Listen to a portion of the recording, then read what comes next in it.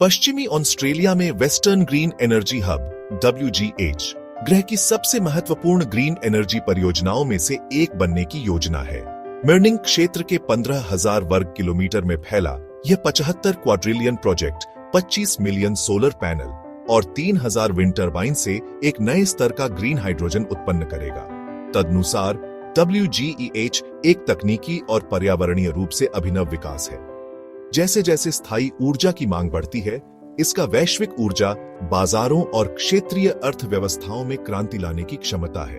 वर्तमान में WGEH परियोजना सिर्फ एक और नवीकरणीय ऊर्जा संयंत्र नहीं है, बल्कि एक अत्यधिक महत्वाकांक्षी परियोजना है जो एक विशाल ग्रीन हाइड्रोजन केंद्र स्थापित करने की चिंता करती है।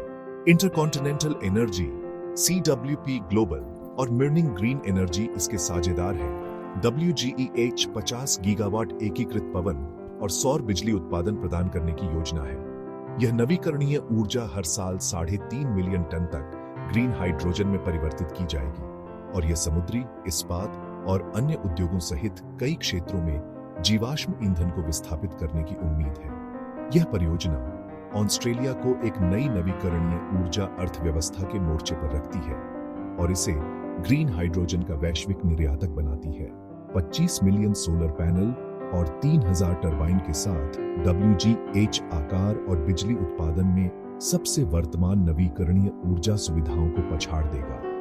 इन पैनलों और टरबाइनों से ग्रीन हाइड्रोजन का उत्पादन करने के लिए निरंतर बिजली प्रवाह प्रदान करने की उम्मीद है, जो उपयोग के दौरान ग्रीन हाउस गैसों का उत्सर्जन नहीं करता है। परियोजना के उत्पादन लक्ष्यों को प्राप्त करने के लिए अभिनव हाइड्रोजन रूपांतरण और अमोनिया भंडारण परिसरों का निर्माण योजना में शामिल है। यह हब ऊर्जा प्रदान करेगा जो उद्योगों को रोशन कर सकता है और कार्बन उत्सर्जन को कम कर सकता है, नवीकरणीय ऊर्जा उत्पादन के नए मानक स्थापित कर सकता है। WGEH की एक और रोमांचक विशेषता विकास प्रक्रिया में स्वदेशी भागीदारी है। इस तरह मिर्निंग ट्रेडिशनल लैंड्स एबोरिजिनल कॉर्पोरेशन, जो मिर्निंग लोगों का प्रतिनिधित्व करता है, परियोजना में 10% हिस्सेदारी रखता है।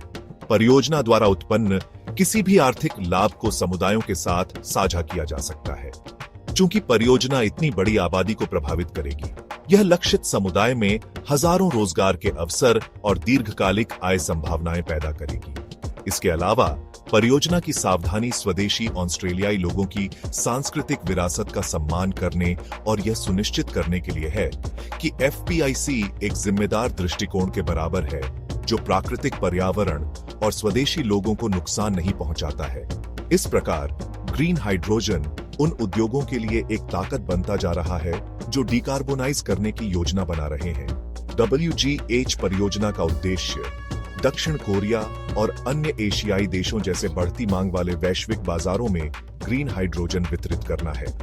WGH द्वारा उत्पन्न ऊर्जा का उपयोग उन उद्योगों में किया जाएगा जिन्हें डिकार्बोनाइज करना मुश्किल है, जैसे औद्योगिक, विमानन और समुद्री।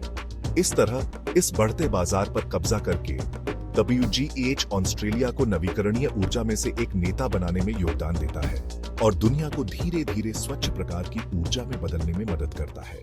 WGEH परियोजना की योजना 2025 तक अपना पहला उत्पादन शुरू करने और 2032 तक अपनी अधिकतम क्षमता तक पहुंचने की है। WGEH परियोजना एक स्थायी भविष्य की ओर एक महत्वपूर्ण कदम है। इष्टतम उत्पादन स्तर के साथ WGEH ऊर्जा उत्पन्न करेगा जो ऊर्जा बाजार में क्रांति ला सकता है, क्योंकि यह नियमित जीवाश्म ईंधन के अलावा एक विकल्प प्रदान करता है। यह परियोजना वैश्विक स्तर पर नवीकरणीय ऊर्जा के लिए अधिक मेगा प्रोजेक्ट बना सकती है, उद्योगों और सरकारों को उच्च डिकार्बोनाइजेशन लक्ष्यों को प्राप्त करने के लिए चुनौती दे सकती है। अंत में WGH एक नई पीढ़ी के बड़े पैमाने पर नवीकरणीय ऊर्जा का प्रतीक है, जो वैश्विक अर्थव्यवस्था की जरूरतों को सफलतापूर्वक संबोधित कर सकता है और साथ ही पृथ्वी को संरक्षित कर सकता है। लाइक और सब्सक्राइब करें।